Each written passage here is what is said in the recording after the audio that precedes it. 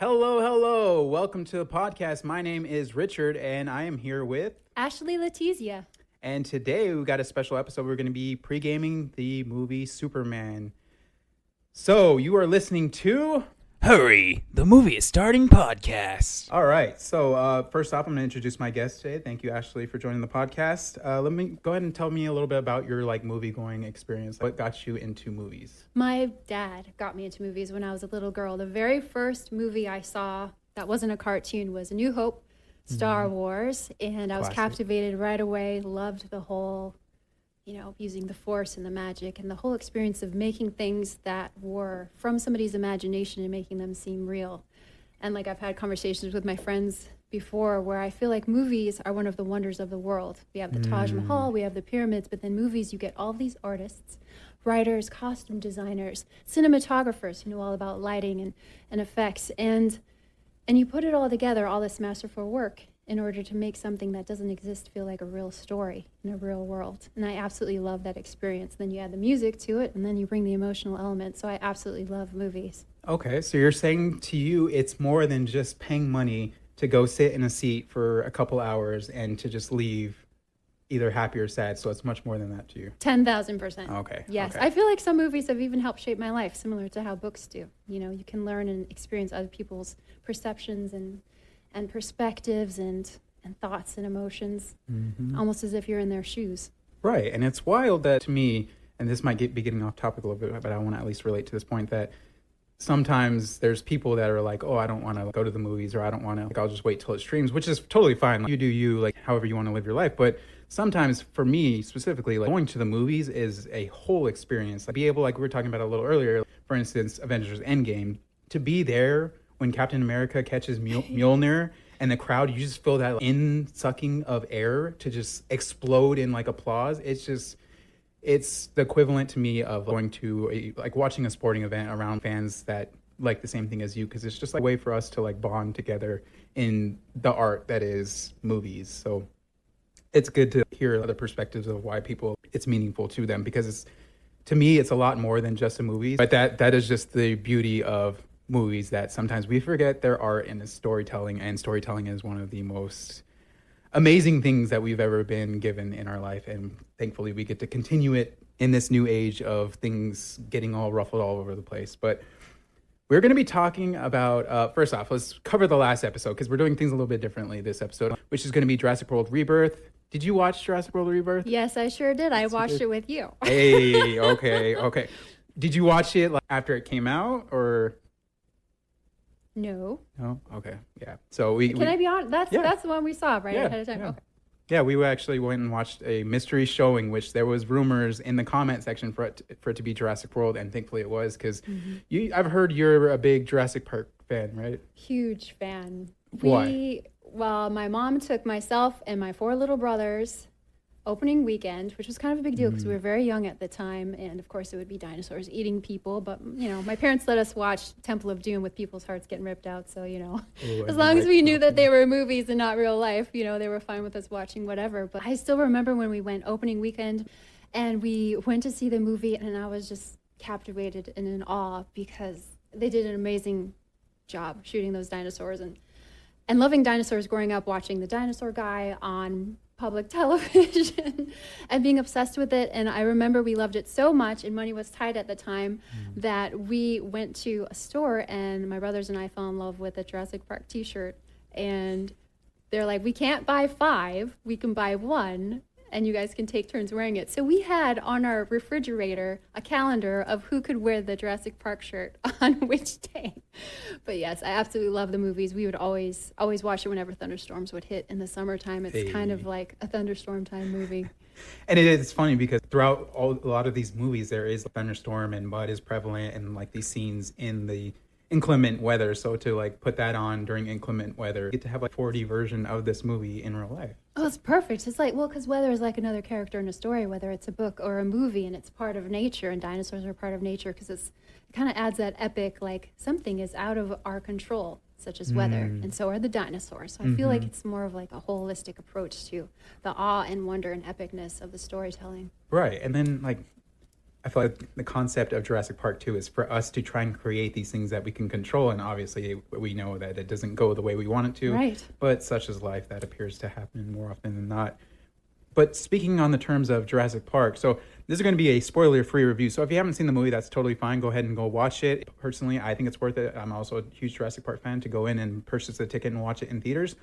Cinematography, fantastic from Gareth Edwards, who is the director of this movie, who you might also know from Rogue One and the 2014 Godzilla, which in that 2014 Godzilla, he did a pretty good job of the cinematography of like magnifying the actual creature itself. So to see him work in Jurassic World, and he is a fan of did you know that, by the way? He is a fan of Jurassic Park, Gareth Edwards. I think that's so cool. Well, I feel like you can tell in this movie, even though I feel like it's different than the other movies, it's a whole nother perspective and approach. You can sense that it's a love for the whole concept of the idea of the dinosaurs and man and our interactions with them and how does it work in our modern times. Yes. He clearly has an eye for showing off his creatures, and I applaud him for that because I go into a Jurassic Park movie only minimally seeing people getting torn apart. So I actually do enjoy seeing like velociraptors are my favorite, obviously, but to just see like these beautiful creatures that don't exist on our real world right now for how we think they are, but to just see them exist like, in the real world is kind of a dream come true to me because I've always wanted to own a velociraptor as a pet, but I don't think that would be. You can have a mini one with like the little Right. anole lizards we have here in Florida. True, They look true. like raptors. Yeah, kinda. that's true. That is true. A little lizard raptor, call him Bluey.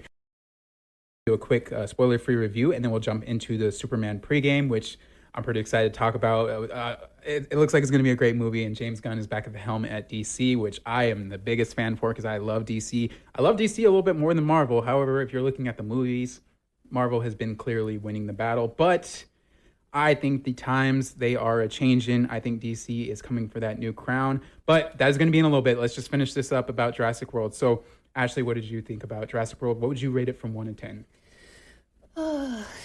1 to 10. Well, I went in with low expectations, so I'm trying to keep that in mind. So with my low expectations, I would rate it like a 6.8 probably. Nothing will ever touch the original. Oh, Nothing yeah. will ever come close. So that's why it's hard for me to think of numbers. So I have to kind of think of it as a standalone.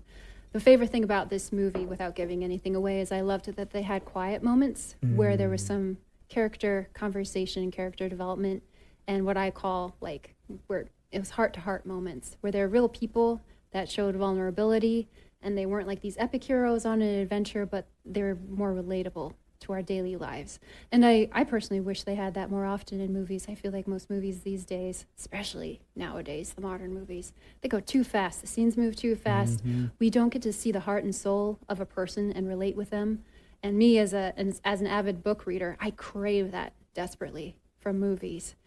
And I found myself turning way more to books and looking back on older movies and just rewatching all the old movies more so than even getting into the modern ones. So I do appreciate that in this movie they had more character development, or at least more quiet times compared to a lot of other movies I've seen in the past. I remember when we left the theater, I also said as well, it didn't feel like a Jurassic Park movie. It kind of felt like just character development and the story going on in the background with also dinosaurs like occurring as well, which saying it that way, some people might be like, oh, that's terrible. I want to go to the Jurassic Park movie to see a Jurassic Park movie. But it wasn't a bad thing. I feel like, yes, the dinosaurs are there. They're obviously part of the whole plot of the movie. But we get Scarlett Johansson's character. We get Mahershala Ali's character. And we get Jonathan Bailey's character that just have this good interaction and just good chemistry. And you feel like Gareth Edwards does a pretty good job of making them, like, their characteristics grow.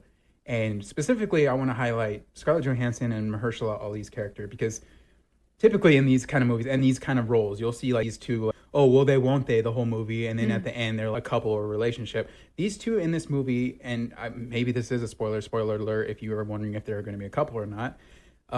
They are just a platonic friend situation, but they have a deep friendship. Like Mahershala's had some stuff going on in his life, and Scarlett asked him about it, and you can see that depth about what was going on with him and his relationship. And he just does a very good job of portraying that in the movie, I think. And their like closeness is something that I didn't expect to kind of appreciate in this movie. And that was just something that I wanted to highlight, and it's just something that I pretty much enjoyed. I think I left like I watched it twice. I screamed a few times, so that's always Yes. good. And I jumped. Yes. Well, you saw I jumped in my seat a few times, so that's always a good sign. Yes, and It was edge of your seat quite a bit. And I actually genuinely appreciate that because I'm someone I'm like, the whole time oh, this is fake, this is not going to get me. But when someone else around me is feeling like very anxious and nervous, it kind of bleeds into me. So I was feeling a little bit of that. I think I was even hugging my knees at one point in the theater seat. I was afraid. There were some good like anxiety inducing moments of like just quietness, and you're like, okay, what's that in the background? So again, Gareth Edwards did a pretty good job on that. So you would say 6.8 out of 10. Originally when we left that theater that day, I gave it like a 6.5. So I was on the same as you were. I like it, but I don't love it. I do appreciate it more than the Jurassic World movies because again, I'm not the biggest fan of the Jurassic World movies. They have some great scenes, especially the scene where you were talking about with the them going in to try and get Fallen Kingdom, the first part during the storm where they have to get the tooth from the bottom of the lake. Oh, I love that scene. Which seems to be one of the most popular scenes in all of the franchise, only for that movie to be commercially hated based on the second act of the movie of her being like a clone. But is that Fallen Kingdom? No, I think you're thinking of the third one. Yeah, that's the third one. Well, they do find out that she's a clone, though, at the end of the second one. Okay. Fallen Kingdom. But then it's almost like a Home Alone scene with raptors. Yeah. Oh, yeah. In the second part. See, I didn't like that part. But yes, I watched it again after you and I watched it. I watched it with my mom and my sister.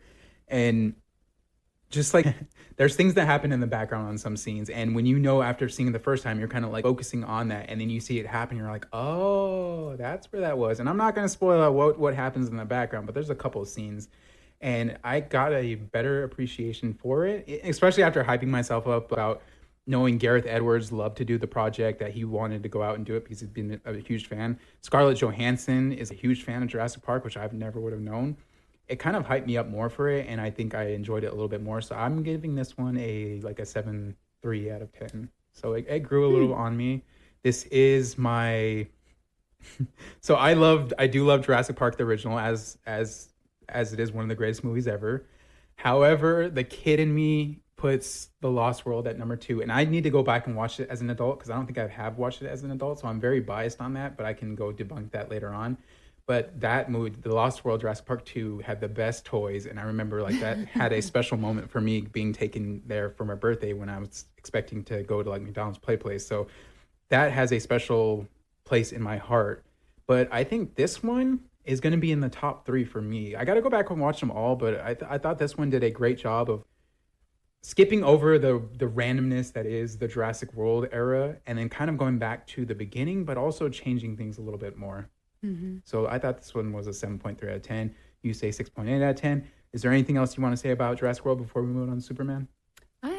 Nothing that I can think of. No? I think we covered it. All right, so that's going to be the spoiler-free review for Jurassic World. If you haven't watched that pregame, it's out now. You can go watch it still.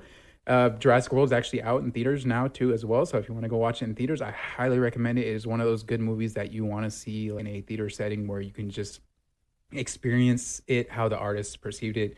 And next, we're gonna jump into the leaderboard. So missed you last week, but back at it again this week. So this is gonna be the top 3 grossing movies domestically from July 4th to July 6th. So July 4th, I don't know if any of you know July 4th is a national holiday, which means people are off of work. Typically means people are spending more time with family. Typically means more free time to go out and go to the movies and watch movies and stuff. So this is that ranking for that, July 4th to the 6th. So number 1 comes out, Jurassic World Rebirth, 91.5 million. We kind of expected that with this blockbuster kind of movie. Number 2 is the F1 movie with Brad Pitt, which is based on the video game, I believe, F1 racing movie, which was second place at 26.1 million. And then number 3, jumping in at number 3 is How to Train Your Dragon, another Universal movie. So we got 2 Universal movies on the top 3 list for the weekend, coming in at 11 million. But that's just going to be the top 3 for the weekend. Top of 2025, we got Minecraft still at number 1, 423.9 million. But he's looking over his shoulder because there's someone approaching. The closest I've seen in a while, only about $15.4 million away domestically, is Lilo and Stitch. Which did you see that movie by chance? No, I mean I saw the animated, but So- not the newest one. Did you like the animated? I only saw it once. You only saw it once. Yeah. So Sorry. no, it's okay. It's crazy because I've been hearing nothing but negative things about Disney live action remakes. And I heard that this movie changed a lot. And maybe it's just like media that I'm seeing like online that I'm just getting like these negative reviews because I saw people were upset about them changing things in this movie. And I haven't seen this movie either, but clearly 408.5 million, which is actually plus 28.5 million from the previous podcast. People are going to watch this movie and it seems to be well liked. So that's just interesting to know that because have you heard any good or bad things about any Disney live action remakes? I've heard a lot of negative, though I personally absolutely love the 2015 Cinderella. Oh. That's in probably my top 5 of favorite movies of all time. And even my dad loves it. He watched it this last weekend on his own. Okay. So I think that has a lot of heart. I think people got too sidetracked with she's wearing a corset and they missed the message of have courage and be kind and forgiveness. And that there's so much power and strength in kindness more than being hard and abrasive. And anyhow, so I personally love that one. And Lilo and Stitch, I don't remember much because I saw it opening weekend with my brothers, but I know it's about family. Mm-hmm. And so I've been wanting to rewatch it, and I probably will watch this new one because I do know that the ideas behind it are beautiful, and I know I would appreciate that. Mm-hmm. Lilo and Stitch has always kind of been about Ohana family, and then like taking in those. This is my interpretation of it. Taking in those that other people don't accept, but you look past their flaws and see their inner heart. So Disney does a great job of like having deeper meaning in kids media. So, I mean, it's Disney. You're going to expect them to do good. The reviews have been like negative, but I mean, you see here, they're still number 2 on the top of 2025. And that's not an easy feat. But right behind Lilo and Stitch is Sinners again. Although it looks like they're losing steam. I don't know how long they're going to be at number 3 because number 4 is catching up quickly. But number 3 remains Sinners, 278.4 million, up 1.7 million from 2 weeks ago. I'm pretty sure this number is going to be done here soon. I believe Sinners is already out streaming, so I think they're going to remove it from theaters. And you know what that means? Once they remove it from theaters, it can no longer make money on the top of 2025. So it looks like Sinners is going to be there for a little bit longer. But number 4 coming in on the list, How to Train Your Dragon, another live action remake, this time from Universal. We don't see a lot of live action remakes from Universal, but they came out with How to Train Your Dragon, $224 million.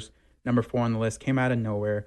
I'm hearing lots of good things about this movie. It is from the same director as the animated version, and so I'm hearing it's like kind of a shot-for-shot remake, but you get more. I'm hearing it from people at Universal because I don't know if you know, I work at Universal, so I'm around these people that love these kind of movies. I'm hearing that it is much more, it does a better job of grabbing onto your emotions because you have a live person there to be able to spend that emotion with. What are your thoughts on live action versus animated? It depends. Like there are certain movies, like just in general, like when I think about a movie, like one of my favorite animated movies is Howl's Moving Castle. Oh. And something like that, I feel like you can't do better than animated. Like Yeah. that is just the perfect media for it. So I think each thing has its own flavor and its own approach. And I haven't seen the newest remake of How to Train Your Dragon. I love the animated one. And as I was telling you earlier, one of my favorite scenes is when he's flying on Toothless. I'm like, it reminds me of Harry Potter and The Prisoner of Azkaban when he's riding the hippogriff for the first time. And it's just this emotion and freedom and feeling and connection with like a magical creature taking you, I don't know, in another experience in your emotions. And it's almost like it hits a different dimension in your soul somehow. At least it does for me. And I loved how I had that experience in Harry Potter, and I love how I had that experience watching How to Train Your Dragon. So I'd love to see how that translates in this live action version, if it feels the same or maybe even more powerful since it's live action. Right. Do you, on paper, would you believe that it would, because there's a live action person there, that it would be easier for you to like connect with, or do you feel like it's more of how they actually It's how they portray them. portray it? Because sometimes, I mean, my first crush in the world was an animated character. And he had great character qualities to him compared to like a lot of real life people you see in regular live So action not Gaston movies. is what you're saying. Not Gaston. Not Gaston. Okay. No, Okay. not Gaston. Thankful. But I think it all depends on how they portray the character and the character building that they have within it. And it's really just how they portray the heart and soul of a person. And if you can have that connection. Just like if you read a book, sometimes the writing doesn't hit and it feels like they're not hitting all the senses and the heart. Like it just feels service level. And it can be that way in movies as well. Sort of like when we were talking about the latest Jurassic movie. I liked it that they added heart. Yes.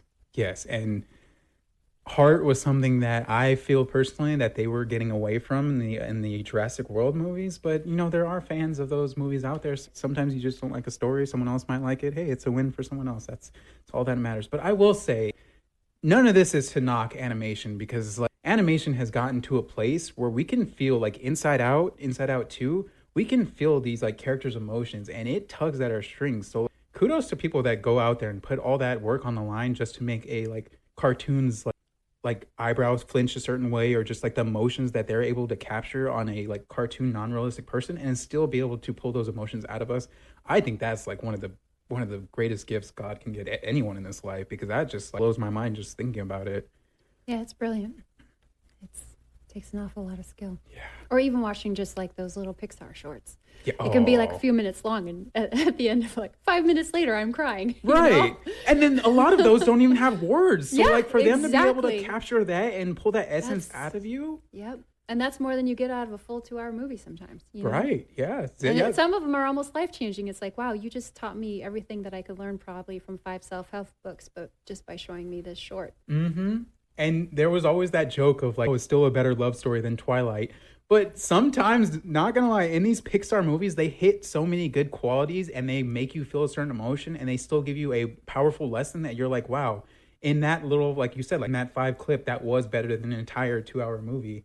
But that's just a compliment to them, because I can't do what they do. So I just like, hats off to you that if you're working on movies like that and the animation, to be able to just pull that emotion out of us. But that's number 4 on the list. We got a little sidetracked there, but it's good conversation, so it's all right.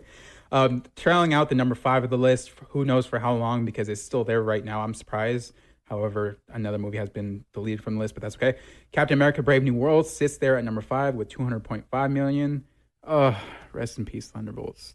Thunderbolts is now eliminated from the list, which sucks, because I feel like it's a much better movie than Captain America. And if there's someone out there looking specifically at how much a movie made and they're not going to watch it because Captain America made more money than them, that's a tragedy in itself. But I don't think there's anybody out there that watches movies for that specific reason, so that's okay.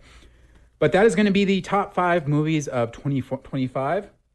And these are going to be the top 3 movies from Letterboxd Friends. So again, for those of you who don't know, Letterboxd is a mobile app where you can, it's kind of like a social media for movie fans and movie goers. You can download the app and you can also see what your friends are watching. You can rate movies. You can add movies to your watch list, because if you're like me and you want to watch a lot of movies, saying, oh, I'm going to watch that, and actually going through with it and watching it, it's sometimes hard because life comes at you busy, hard, and whatever. This app makes it so you can go add the plus button, go to that movie, add it, and boom, you got a solid list that you can go back and look to. So those days where you're like, oh, I don't have anything to do, there's nothing to watch. Pop open that list, you got something to watch. So that is what Letterboxd is. It's a free app. You can add me. I am Richard C1990, always looking for movie buddies to be able to like relate with movies too. But these are going to be the top 3 movies that are popular with my friends on my feed this week. Number 1, F1 with Brad Pitt. We've seen that on the top 3 leaderboard for the weekend, so that's a new movie. Another one is Red Eye. I haven't heard of that one. Red Eye, the one with Cillian Murphy? Yeah. What? Have you seen it? Yeah. Is it good? He's one of my most favorite actors. Oh, he scarecrow. He's one of my celebrity crushes. Oh, I don't blame you for that. Like, and in real life, he's a great guy. And he's makes shy. you like him even more. That's what I love. I'm a shy introvert. And I just find him very relatable and endearing. I did like the fact that we talked about this a little earlier too. The fact that someone can be, I'm calling this guy attractive. I don't care what anyone says. Cillian Murphy is an attractive dude. Yeah. The fact that this guy looks the way he does and can be shy and nervous in front of anyone blows my absolute mind. But hey, fun fact: we see these celebrities. Did you know celebrities bleed and they go to the bathroom just like us? Because they're regular people. Yeah. So Red Eye is another horror movie by Wes Craven. I have never heard of that, but interesting watch. And then have you heard of Real Steel? Sounds familiar, but I don't think I've seen it. So Real Steel is a Hugh Jackman. Oh, I've been told to watch that movie. Oh.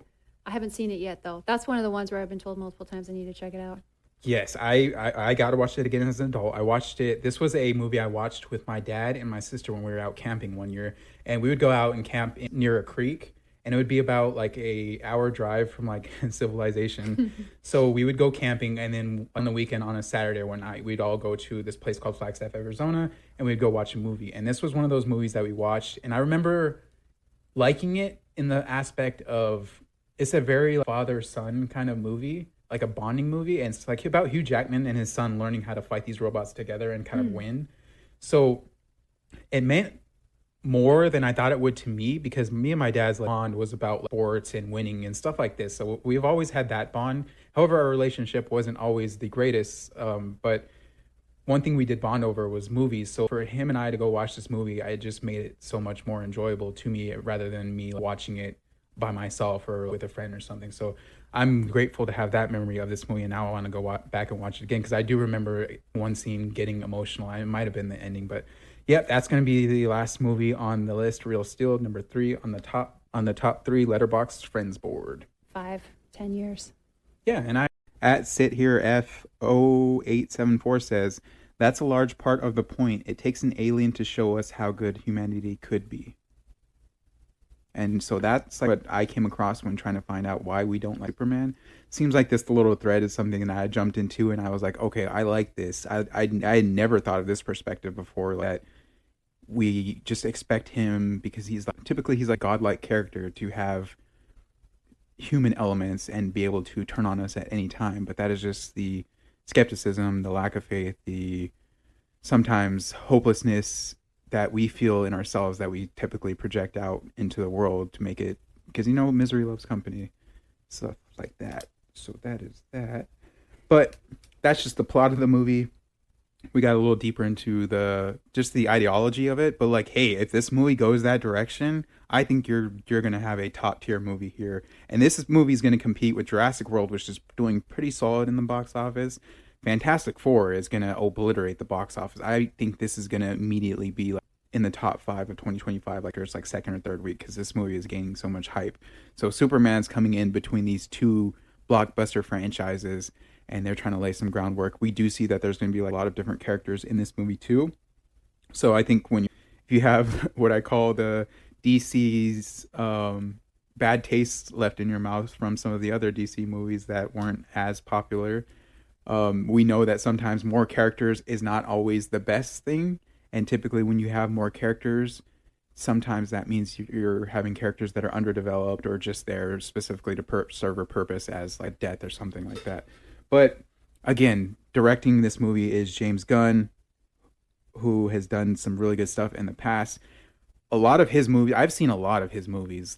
I still got to watch the horror movie Slither, because I've heard that's a really good horror movie, and it's one of James Gunn's horror movies. But I've seen all the Guardians of the Galaxies. I've loved Super. I love the Scooby-Doo movies. Belko Experiment is a very good. Have you seen that one by chance? No. Oh, no. So are you a fan of Hunger Games? I've seen them. You've seen them? Okay. Not a huge fan, but I've watched them all. Okay, so the Belko Experiment is essentially like the Hunger Games, but they're locked inside of their office building, and like a voice comes over the speaker that says, "In 1 hour, you must kill 6 people." Oh. And if 6 people don't get killed, they kill 12 people. Like everyone has like a bomb there. So that was like another random thing that he did, which I like the tension in that movie and just the ideology of like, oh, what would I do if I was in this situation? Because essentially you're kind of put into a situation where you're like, okay, I need to either... Do I kill myself? Yeah, I need to kill someone. Should myself be it? Should I kill someone else? Or like I just hide and hopefully like I don't have to kill anyone, because that would be like the ideal situation there. But yes, James Gunn is the director of this movie, and the cast of this movie, got a list of them. Got David Cornsweet, Cornsweet, I've been saying Cornsweet the whole time, David Cornsweet, who most notably known from HBO's We Own the City TV show. We got Rachel Brosnahan, which is Miriam Midge Maisel from Fantastic Mrs. Maisel, I believe it's called. Yeah, she's Lois Lane, I believe. Got Nicholas Hoult, who you might know from as the Beast in the X-Men films.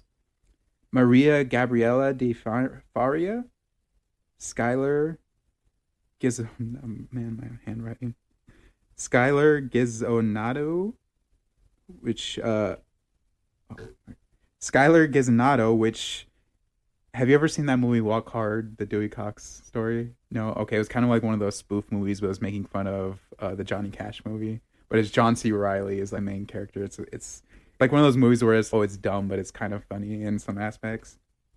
So this kid, he was a kid in that movie, and now he's all grown up, and he's playing Jimmy Olsen, which is Turtle Boy in the comics. So I wonder if that's going to happen here. So it's just cool to see him all grown up in a blockbuster film. We got Isabella Merced, Nathan Fillion, who we've seen before, Anthony Kerrigan, who has been in DC before as Mr. Zaz. He has no eyebrows, so he fixed that character pretty well. And Wendell Pierce, which is another one of those characters that he's been in a lot of movies, and when you see him, you're like, oh, hey, I recognize that guy. He's in this movie as well. Let's jump into fun facts. The information you don't need to know, but hey, some of it's going to be fun, and you'll learn some stuff along the way. So, fun fact number 1, Will Reeves' cameo in this film was first reported in July 2024 by Cleveland's local newspaper, The Plain Dealer, with it being shot during exterior filming that was underway in Cleveland's public square. Reeve, the youngest child of former Superman Christopher Reeve, was only 3 years old when his father was injured in the accident that left him paralyzed.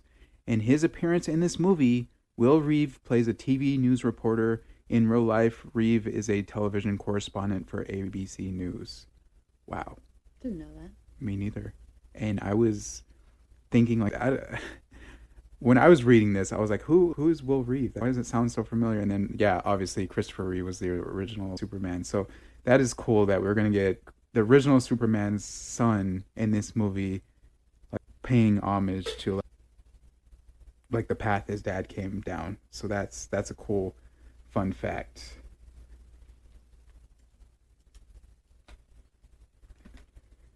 All right, James Gunn tweeted that the death of his father was an influence on the screenplay. The film's release date, July 11th, 2025, was his father's birthday. That is a good one, because July 11th is such a random day for me. When I heard July 11th, I was like, that's so weird. Why is it? July 2nd makes sense. July 4th makes sense. July 22nd makes sense. But I don't know why. July 11th just seems weird. But now we understand why it was on that. And it's also my brother's birthday. Really? July 11th? Mm-hmm. Oh. 7-Eleven. Hey, there you go. Also, go to 7-Eleven and get a free Slurpee on that day. Oh, really? Mm-hmm. 7-Eleven. It's a celebration. It's 7-Eleven's birthday. All right, this is a re-recording because the original audio with Ashley got deleted, unfortunately. So this is me re-recording it. And it is very unfortunate because we had some great conversation recorded on this, and Ashley shared a deep, meaningful story from a family member of hers. And unfortunately, that got deleted. So hopefully we'll be able to re-record that story another day, because I think it is a great story and just a true lesson on forgiveness in this world. But Superman comes out July 11th. It is rated PG-13. It is going to be a 2-hour and 9-minute movie, and it will also feature 2 post-credit scenes, so stay after the movie for that one. The plot of this movie is going to be Superman must reconcile his alien Kryptonian heritage with his human upbringing as reporter Clark Kent.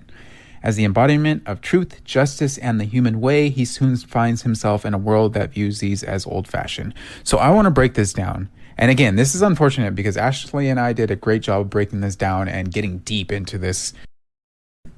And regardless of that being said, I'm going to break it down again for you here. It is sad that truth, justice, and the human way is viewed as old-fashioned. In this day and age of social media and trends, and if they wanted to, they would, there's just so much bad advice out there that is just so much surface level. And then you get into things like truth, justice, and the human way. These morals that we were built upon, and it even makes me think about the book Mere Christianity, C.S. Lewis, where he's describing that everyone knows good and bad, but some people's bad may be different based on their perspective. So the way that the aspect that these are viewed as old-fashioned, that's sad. I looked up the word reconcile, so you don't have to. It means restore friendly relations between. So Superman reconciles who he is with how he was raised. So it looks like we're going to get that inner battle of a character that wins almost all of his physical battles, but now he must fight against himself. And is he being gaslit to believe that he is not doing good? Or is he going to have to protect his character. This is a character that's always shown protecting us, but now he must protect his character. And we see Superman in the trailer get very defensive, which is a look that I like to see of him, because I've always seen him as this, like, I never really liked Superman growing up, and it was all because of the aspect that I was a huge Batman fan, but that's not the only reason. I just didn't like that Superman was like this symbol of perfection, and that is like you can call me a hater if you want. I'll accept that because I am a hater of Superman. But here we are talking about Superman, so am I really a hater or am I a secret fan? I don't know. I will say though, it is good to see him get emotional and him like guarding his character, because like, while it's not always the best to be led by emotions, it's amazing to see a character get emotional about, like, and defensive about his own like morality or characteristics. Like, he is essentially defending his character and what he thought was originally going to be a friendly interview, and it turns out to be, it seems a bit more facetious than that. So it looks like we're going to have an emotional journey, and James Gunn has done a pretty good job of taking us on these emotional journeys in the past. I mean, look at the Rocket freaking story in Guardians 3. This movie, these morals from Superman are being compared to old-fashioned, quote-unquote, dated views. Are they old-fashioned because we've adapted to the way we are now, or because they are viewed as different / no longer needed? And I remember Ashley saying specifically that it is sad that these would be deemed in that like perspective, because these are qualities that she admires and that are like bring positivity into this world, and with more positivity we can grow and help each other out along the process. So it is sad that these are viewed as outdated and old-fashioned, and it looks like we're going to go into this movie kind of admiring Superman for us treating him like crap, because we know we be humans and we be sucky sometimes. So I wanted to get a better understanding of why Superman was so universally disliked. And it actually took me to Reddit, where I followed this little rabbit hole of why people don't like Superman. And I got to give credit to @RKO2685, because he said, and this was a fantastic comment, Superman's greatest trait is what makes him unrelatable today. Superman's earnest morality is unrelatable to us because we at some level believe that no human-like being can be all-powerful and still be truly good and moral in the real world. Yes, and that is an excellent point. I think we are led to Superman by fear, which is clearly Lex Luthor's main issue with Superman. Is he's scared of Superman, because Superman is this all-powerful being that can literally do whatever he wants at any time. But what makes him the hero he is he has these characteristics, these morals that lead him towards the light and not from the dark, and away from the dark. So RKO is essentially saying here that we are unrelatable to Superman because we expect him to show that his poop really does stink, and it is not often showed. So that's one reason that people seem to dislike Superman. But also, listen to this comment by @SitHereF0874. That's a large part of the point. It takes an alien to show us how good humanity could be. And so that's like what I came across when trying to find out why we don't like Superman. Seems like this little thread is something that I jumped into, and I was like, okay, I like this. I had never thought of this perspective before, like that we just expect him, because he's like, typically he's like a godlike character, to have human elements and be able to turn on us at any time. But that is just the skepticism, the lack of faith, the sometimes hopelessness that we feel in ourselves that we typically project out into the world to make it, because misery loves company, stuff like that. So that is that. But that's just the plot of the movie. We got a little deeper into the ideology of it, but like, hey, if this movie goes that direction, I think you're gonna have a top tier movie here. And this movie is gonna compete with Jurassic World, which is doing pretty solid in the box office. Fantastic Four is gonna obliterate the box office. I think this is gonna immediately be like in the top 5 of 2025, like after its like second or third week, because this movie is gaining so much hype. So Superman's coming in between these two blockbuster franchises, and they're trying to lay some groundwork. We do see that there's going to be like a lot of different characters in this movie too. So I think when you're like, if you have what I call the DC's bad taste left in your mouth from some of the other DC movies that weren't as popular. We know that sometimes more characters is not always the best thing, and typically when you have more characters, sometimes that means you're having characters that are underdeveloped or just there specifically to serve a purpose as like a death or something like that. But again, directing this movie is James Gunn, who has done some really good stuff in the past. A lot of his movies, I've seen a lot of his movies. Like, I still got to watch the horror movie Slither because I've heard that's a really good horror movie, and it's one of James Gunn's horror movies. But like, I've seen all of the Guardians of the Galaxies. I've loved Super. I love the Scooby Doo movies. Belko Experiment is a very good. Have you seen that one by chance? No. Oh, No. so have you? Are you like a fan of like Hunger Games? I've seen them. You've seen them. Okay. Not a huge fan, but I've watched them all. Okay, so the Belko Experiment is essentially like the Hunger Games, but they're locked inside of their office building, and like a voice comes over the speaker that says, "In 1 hour, you must kill 6 people." Oh. And if 6 people don't get killed, they kill 12 people. Like everyone has like a bomb there. So that was like another like random thing that he did, which I like the tension in that movie and just the ideology of like, oh, what would I do if I was in this situation? Because essentially you're kind of put into a situation where you're like, okay, I need to either, Do I kill myself? yeah, I need to kill someone. Should myself be it? Should I kill someone else? Or like, should I just hide and hopefully like I don't have to kill anyone? Because that would be like the ideal situation there. But yes, James Gunn is the director of this movie. And the cast of this movie, got a list of them. Got David Cornsweet, Cornsweet, I've been saying Cornsweet the whole time, David Cornsweet, who most notably known from HBO's We Own the City TV show. We got Rachel Brosnahan, which is Miriam Midge Maisel from Fantastic Mrs. Maisel, I believe it's called. Yeah, she's Lois Lane, I believe. Got Nicholas Hoult, who you might know from as the Beast in the X-Men films. Maria Gabriela de Faria, Skylar Gizzinato, which, have you ever seen that movie Walk Hard, the Dewey Cox story? No? Okay, it was kind of like one of those spoof movies, but it was making fun of the Johnny Cash movie. But it's John C. Reilly is like the main character. It's like one of those movies where it's like, oh, it's dumb, but it's kind of funny in some aspects. So this kid, he was a kid in that movie, and now he's all grown up, and he's playing Jimmy Olsen, which is Turtle Boy in the comics. So I wonder if that's going to happen here. So it's just cool to see him like all grown up in a blockbuster film. We got Isabella Merced, Nathan Fillion, who we've seen before, Anthony Kerrigan, who has been in DC before as Mr. Zaz. He has no eyebrows, so he fixed that like character pretty well. And Wendell Pierce, which is another one of those characters that he's been in a lot of movies, and when you see him, you're like, oh, hey, I recognize that guy. He's in this movie as well. So that is the information you need to know about this movie. Let's jump into fun facts. The information you don't need to know, but hey, some of it's going to be fun and you'll learn some stuff along the way. So, fun fact number 1, Will Reeves' cameo in this film was first reported in July 2024 by Cleveland's local newspaper, The Plain Dealer, with it being shot during exterior filming that was underway in Cleveland's public square.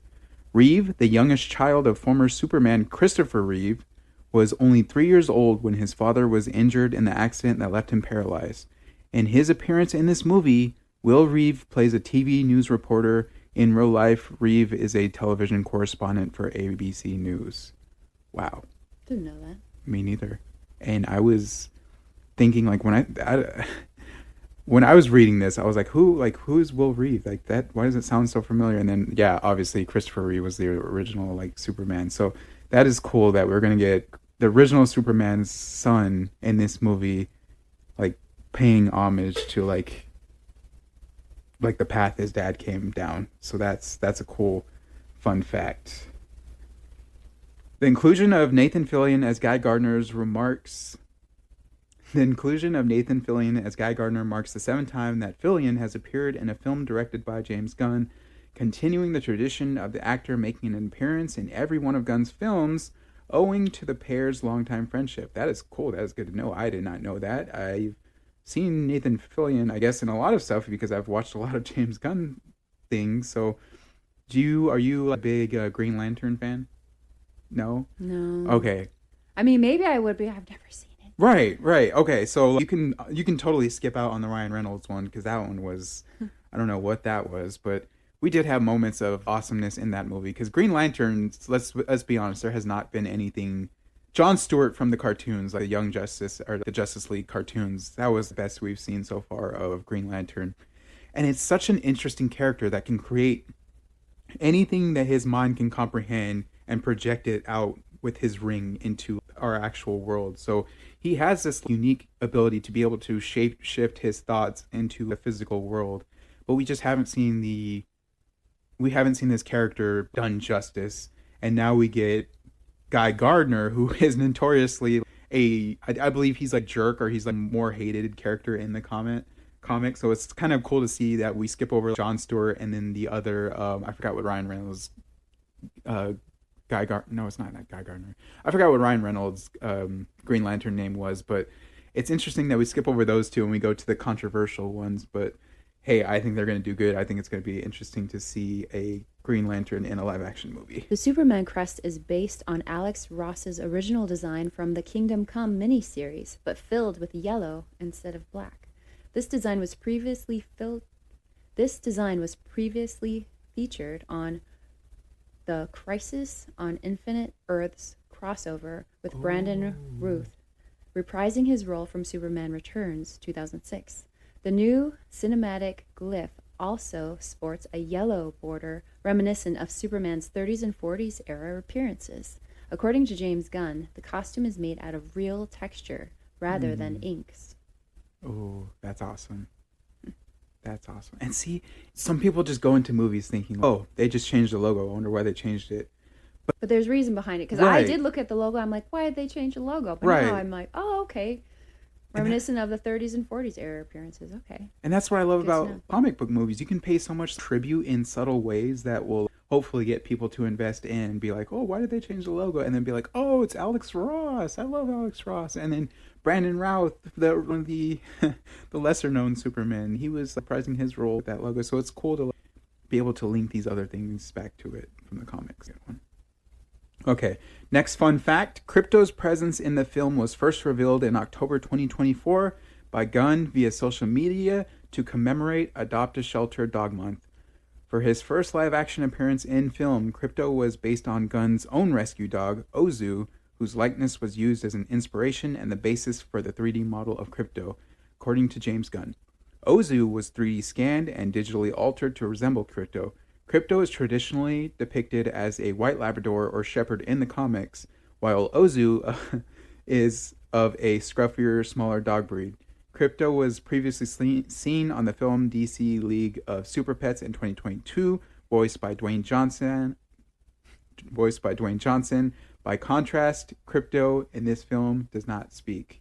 So, again, it seems so simple on the surface of the fact that directors are artists. Sometimes we go into a movie and we're like, oh, that was crap or whatever. But regardless of what you think of the movie, it's a form of art.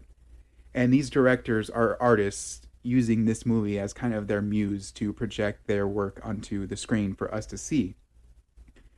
One thing I love about James Gunn, he gets very personal when he gets into his art. So we see that the movie is coming out on a personal day for him, which was his father's birthday. And now we see that Superman's, I would dare to say, his best friend on our planet is James Gunn's, a model of James Gunn's own rescue dog. And not only is it a model of his own rescue dog, he announces it in a way that kind of brings awareness to being able to adopt animals and just good social cause.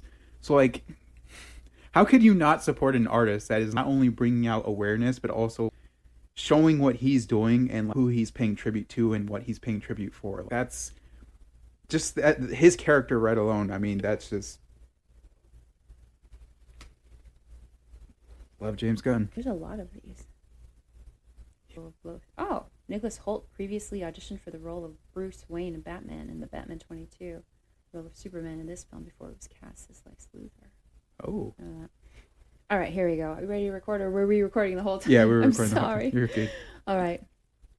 Nicholas Hoult previously auditioned for the role of Bruce Wayne / Batman in The Batman 2022, and for the role of Superman in this film before he was cast as Lex Luthor. Holt's attempt to play the hero of a comic book film only to be cast as the villain has been compared to Tom Hiddleston, who would go on to play the antagonist Loki after losing out to Chris Hemsworth for the role of Thor in Thor 2011. But you know what? I love Loki more than Thor. Yeah, you know, me too. Isn't it funny? Or there's times where it's like, oh, I'm glad they didn't get the other part, because you know what? They really rocked the part they ended up going, and sometimes I feel like they outshine the main person at times. Right. So. And I think sometimes that's for a reason. Like Nicholas Hoult, I don't see him as being a Batman or a Superman, but as Lex Luthor, like shave his head and you're like, oh, I can kind of see it. But it is funny, like path that some people like to get to higher up than they thought they were going with the other path. All right.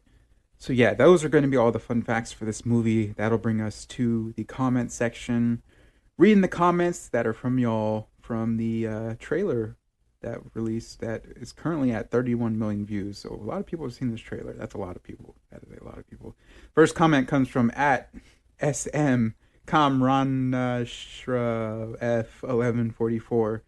How he changed his voice from Clark Kent to Superman during the interview. That's awesome. Yeah, again, you see his passion for his guarding his character during that interview. The tone shifts immediately, and I'm here for that. I am here completely for that. I wasn't okay. Oh wait. So this comment is from at Justin Tennyson 7293.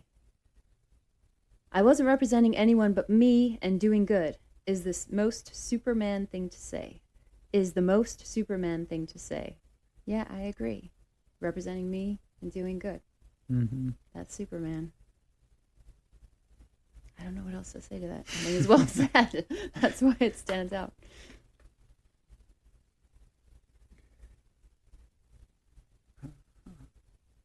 Yeah, and that's again, we're carrying on to that topic again from SOS. The Saint says the frustration he felt from being questioned about being a good person. Yeah, so it's funny how all of us probably, I'm going to go on a limb and say all of us have different lives of where we've come from and to where the point of where we're at now. And yet all of us have already jumped onto these three things of focusing on him in that interview, just the passion from him protecting himself. When, maybe we're so used to Superman protecting all of us that we see a little bit of moment of him protecting himself. Mm-hmm. I don't know if that's intentional or not, but well, it shows again that he's relatable as a human. He's not so far gone from us, or not really as much of an alien as people like to paint him to be. Mm-hmm. And it makes it feel like it's going to be a different, more emotion-led Superman movie, which, yeah, I know sometimes being led by your emotions is not the way to go, but in movies, we're going for entertainment, so. At 007 White Spy says, normally I don't care for Superman, but I feel motivated to see this movie. Looks like it has a lot of heart. I hear you. I'm all about heart when it comes to movies. So many movies nowadays, especially in the last few years, I tell you what, I've been really let down by a lot of movies. I'm not a fan of most modern movies because I think they lack heart. They're just like, let's fill them up with action and quick scene changes and just flash a bunch of scenes before your eyes and all the CG and the sexy and they don't shots. Yeah, they don't develop the characters. They don't have develop an emotional connection between any of the characters or between the audience and the characters. It is just too much loud movement and action. And I know they do that because, everybody's so many people are used to TikTok or Instagram. It's like you have a few seconds, they know you have a few seconds, and then you lose their attention. People are so used to multitasking, they don't slow down in life and really soak things in or even know how to live in the here and now. Mm-hmm. A lot of people struggle with that these days, but I feel like instead of feeding the monster, how about let's maybe show that something can have depth and meaning, and we can do that by slowing things down a bit and adding heart and adding depth. Let's bring that back, because I think a lot of us are missing that, even if everyone doesn't recognize that. I think they do sense that something is missing and they long for more. And I personally think that's the heart. I think the heart is a huge part of it. So, and I sense that in the trailer as well. And that's what I'm hoping for. I mean, we'll see what happens. Maybe most of the heart that we see is in this scene here, but I hope not. I hope it has more depth, because I just find myself going back into old black and white movies and movies from years ago, because it's like I want to see those developed characters. I want the heart. I want the depth. I want that foundation of some kind of moral courage, even if I don't necessarily even agree with the character, but I want to feel what they feel. And I don't think movies bring us to that point these days. Do you have like a good example, or like maybe the most recent like character that you've seen that you're like, oh, I love their like the character's heart? I'd have to think on that for a bit. I mean, books fly into my head, but when it comes to movies, but I have to think about that. Do you mind if I say mine? Yeah. Because one that pops up immediately to my mind was Wonka. The Timothée Chalamet Wonka, surprisingly, is a character who is constantly being told you can't do this because it's forbidden, because we're your competitors and we make more money than you, so we say you can't do this. So he's constantly hoodwinked. He's constantly put in situations where it's not fair for him to be in that situation of him failing. And he's constantly being betrayed by, not by characters he loves, because they don't betray him in the movie, but just by life in general. Yet he always lifts his head up at the end of the day. And to be able to see that from a young character, that Wonka's probably like 18 to 20, in that is not something seen so much in movies, because usually it's like an older character that has that wisdom, but this is like a character that's young and still at heart and still has the hope and like the heart to carry around like all his dreams above everything else. And there is a moment where I think he kind of comes down a little bit, but then through his friendship that he sees the value of just the way he's always carried himself. And I just thought that it did a really good job of portraying his happy-go-lucky attitude and not being like the overtly, oh, I'm going to be happy even if like everything's going bad, because you do see him take time to actually feel these moments of tragedy and stuff. But that was just a character that came to mind. I have really, really big heart and good development. I'm still racking my brain. Maybe I can come to that in another podcast sometime. Okay. You can tell my brain is like, the more I'm trying to focus on, the movies are coming through my head, but I know there's some there, it's like they're at the tip of my mind. Mm-hmm. But I mean, if I say one, I want to make sure I say a really good one that really, really touches me. But I keep thinking about books. Books are what really come to mind. My Girl! So for me, the movie My Girl is the one that comes to mind. The kid with the glasses. Oh. I mean, talk about a movie. It's not fast-paced, but it's relatable, and it has amazing depth. And you love the friendship between the two kids. And I mean, there's multiple levels that, you know, for a young girl she's dealing with feeling guilty about possibly being the reason that her mom died. You know, it opens up with, we'll cut a little bit there.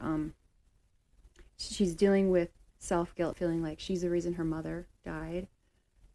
She feels like an outcast from her friends and like an odd one out. And then she has a new stepmother possibly coming into the picture. And then, but having a heart to be, you know, friends with kind of like the nerdy kid and just having that close-knit friendship, and then losing your best friend. I mean, there's just so many dynamics in the characters. Amazing character building between multiple characters. So many levels of emotions and perspectives involved. And anyhow, I feel like I'd have to stop and think and write things down in order to even eloquently speak upon what I really love about it and really give it justice. But yeah, My Girl. Movies like that have the kind of depth that I love and character building that I love. It almost feels like when you're reading a quality book when you watch a movie like that. Yeah. And I remember that movie making me understand how dangerous bees can actually be to people.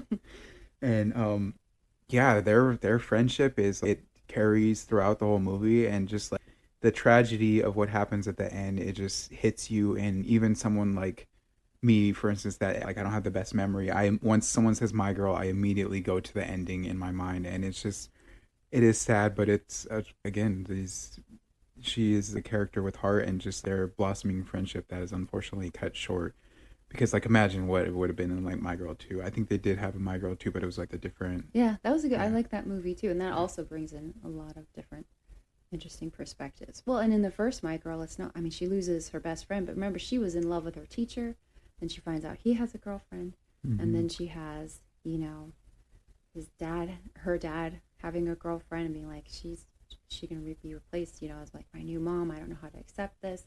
And then she gets her period for the first time, so she has to deal with all of that. I mean, it's a lot of reality and a lot of how life is, and I think a lot of us, or many people, including myself, sometimes, you know, when it rains, it pours. It's like one bad thing happens and multiple seem to happen around that same time, and the layers of mourning and grief and the waves that you go through trying to understand and work through and process all of these things. And times you can feel like a deer in the headlights, and sometimes you respond in a way that you wouldn't expect. And I love how, you know, movies like that illustrate those things to where we can relate to and see it and almost feel like we can grow from it even. I mean, it's kind of painful almost to watch, and it's a movie that I cry every time I watch it, but at the same time, I remember watching it when I was a very little girl in the 3rd grade and just thinking, wow, this almost helps me grasp certain things, you know, and feel less alone somehow.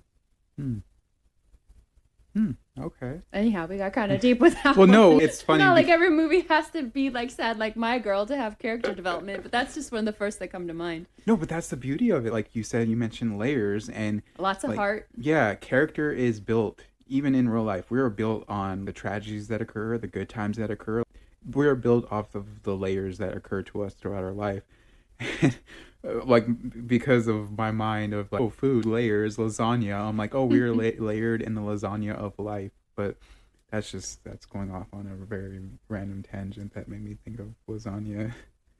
But no, it is true though. Like the layers of the character's upbringing are what allows us to be able to develop that relationship with the character and be able to, which I think is one of the most important things in this day and age, is to be able to relate to a character, to feel like, oh, this character is like me. I'm not a person that's unrelatable, or like, hey, other people are going through the struggles that I'm going through too. That is such a beautiful thing to be able to have occur during your movie for someone, for even, I just think like just for one person to be able to say like, oh my gosh, someone else is going through it too, and they got through it, and They understand me. Yeah, to feel understood is something that is just it's a gift in this world to be felt like you're understood, and is a very underrated feeling to be able to feel like you feel understood. So when movies can actively do that, I think that's when they succeed in my mind.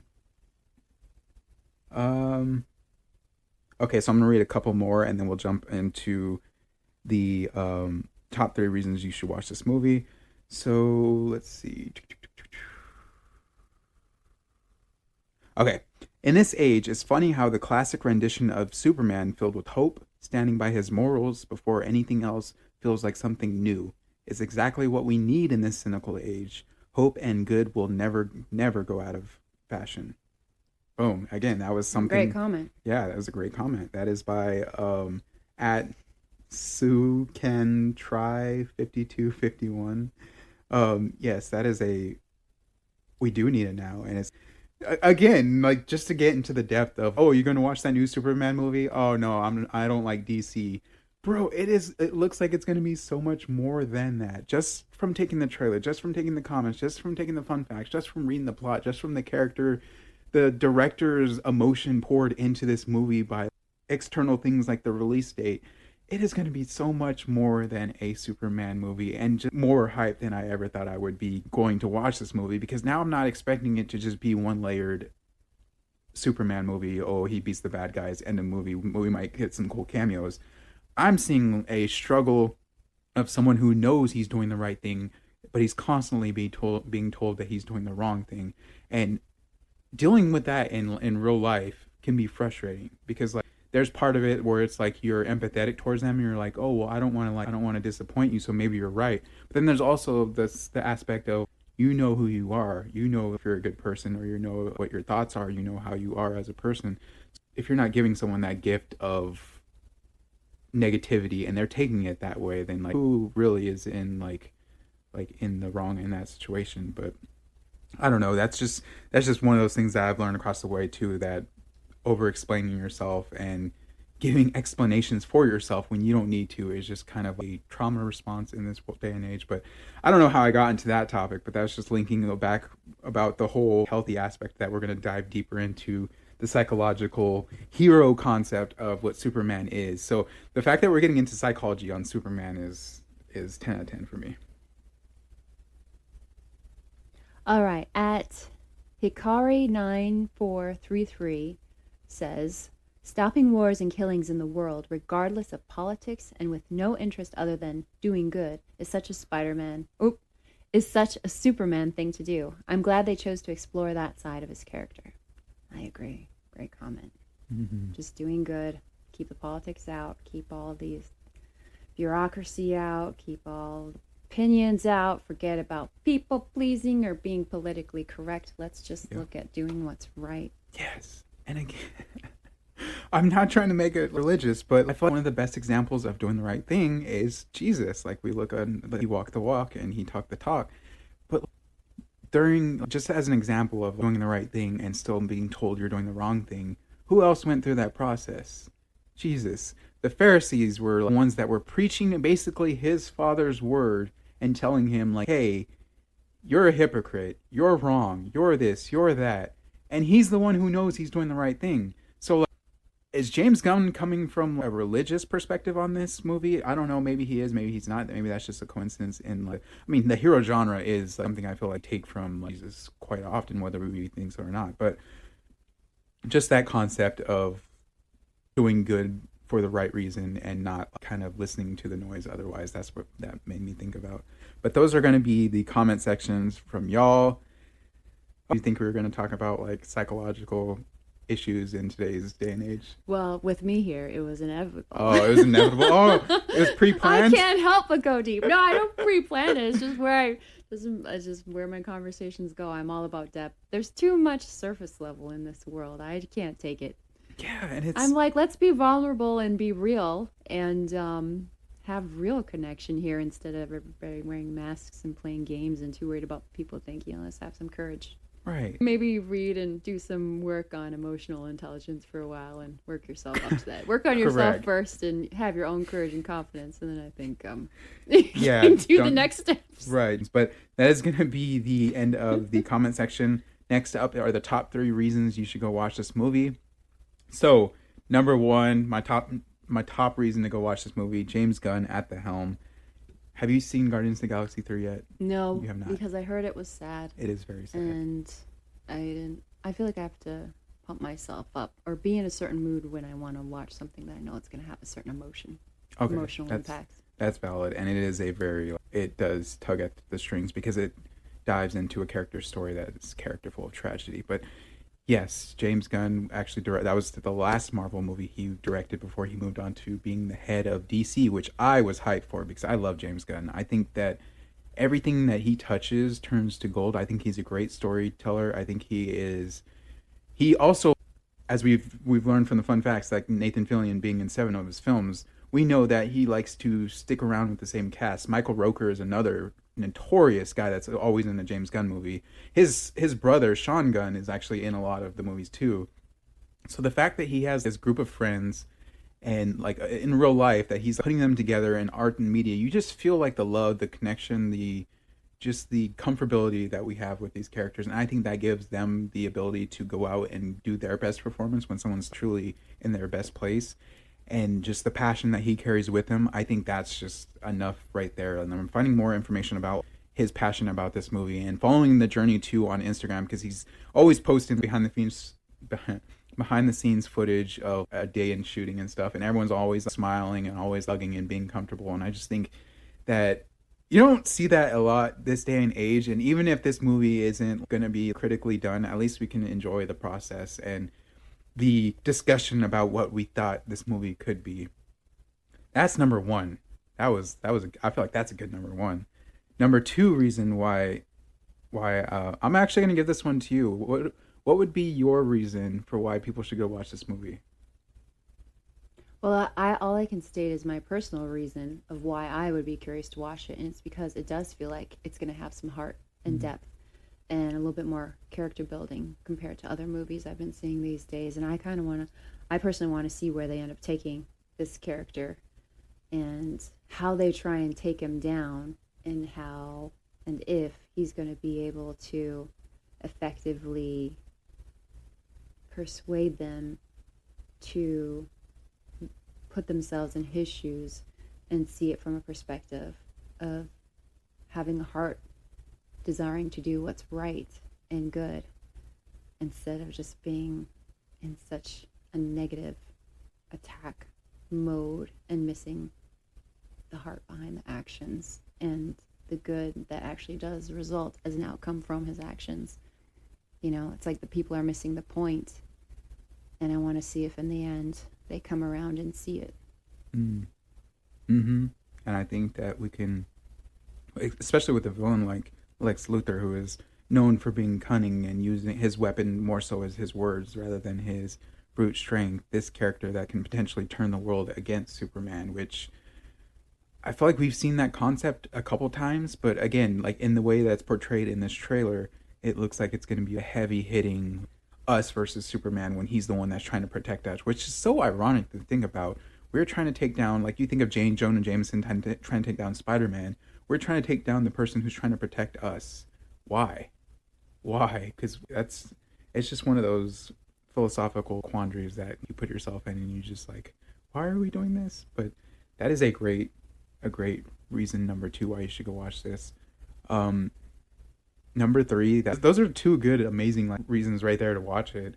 Number 3 is this movie has been hyped for a while. Like we've known about this movie coming out for a while. James Gunn came to the helm of DC and said that he's going to create a new Superman movie, and just like planning, the execution, the trailer, the villains, the characters in it, there's just going to be so much action in this movie. It's going to be 2 hours and 9 minutes of pure joy, I believe. There's also going to be 2 post-credit scenes, so that's going to be amazing as well. I think after Thunderbolts, I will say Marvel has picked it up a little bit. I think Loki season 2 was the best thing so far of phase 5 of Marvel altogether, but I will say Thunderbolts was a great movie as well, and did a really good job of carrying that emotional toll that we hadn't seen a lot from Marvel in that moment. So now I feel like DC is coming back with their counterpunch of being like, all right, you want emotion? We'll give you our character who is labeled as perfect, but in a world that sees him as imperfect. I think those are 3 great reasons right there to go watch this movie. I'm going to go watch this movie in theaters. I think you should too. James Gunn, he typically does a great job of cinematography in his films. The Suicide Squad has some fantastic shots, and man, there's never mind, I don't want to spoil it for you because you haven't seen it yet, but there's this one line in that movie that just cuts deep every time, and it just relates back to humanity. But that is going to be the top 3 reasons you should go watch this movie. And last but not least, you have the over-under, where I make a line of this movie based on IMDb ratings, and I predict whether it'll go over or under that line. I am coming into this today with a 5-4-2 record, so that's 5 wins, 4 losses, and 2 ties. This one was a little hard to create the line for because there hasn't been a Superman movie in such a long time, and there hasn't been a Batman movie except for the Matt Reeves Batman movie, but that's not a James Gunn directed movie. So I went off of blockbuster movies from this year that kind of have the same genre. So when looking at the over-under for those movies, Jurassic World had a 6.3 out of 10. Thunderbolts had a 7.4 out of 10. Captain America Brave New World has 5.7 out of 10. And the Suicide Squad had a 7.2 out of 10, which if you add those 4 up and divide by 4, that'll make the line 6.65 out of 10, which I think is a little too low for a Superman movie. So I am making a little bit more difficult for myself and moving the line up to 7.5 out of 10. And I still think it's going to go over, which I have a prediction of 7.8 out of 10 on this movie overall. But what do you think about this if you had to predict this movie's IMDb rating from 0 to 10? I am not as optimistic as you are, but just because knowing people in the world and even our conversations we were having where people are like, Superman is outdated, he's too morally good, makes him boring, what have you. I would say that I would put it around, this is my optimistic thought. I would say I would say maybe a 6.9, 6.9. maybe a 7. Okay, so like teetering that Mm-hmm. that. Almost a 7, but not quite, maybe. Oh, okay. That's an I guess interesting. that's not low, but That it's decent. I would say, well, that's not low for DC because DC is kind of living in that area in the swamps, as some people call it, as of late. But I don't know. It'd be interesting to see how this one turns out. But that is going to be the end of the podcast. So again, thanks Ash for joining me on this one. My pleasure. This was fun. Yeah, it was. Thank you We did for have inviting like, me. yeah, no problem. Anytime. We did have some like deeper conversations that I thought would actually happen. That is never a bad thing. That is never Can't a bad escape that with me. thing. Yeah, You exactly. have been warned. And like just diving into the psychology of the character of Superman has always been like a joy because again, when you actually dive into the deeper meaning behind these characters that symbolize something like greater, it's kind of it is a joyful experience. So that is going to be the end of the podcast. Stay tuned for the next pregame, which we're going to be pregaming Fantastic Four. So I'm excited about that. I'm pretty sure I'm going to have another guest host on that one. My friend Zach, he's been kind of hyped to talk about this movie. So I'm going to dive deep into it with y'all and him. And we're going to talk about Fantastic Four next. So stay tuned for that episode. Thanks for listening in. As always, hope you have an amazing day. God bless. Thanks for listening. And don't forget, hey, the movie is starting.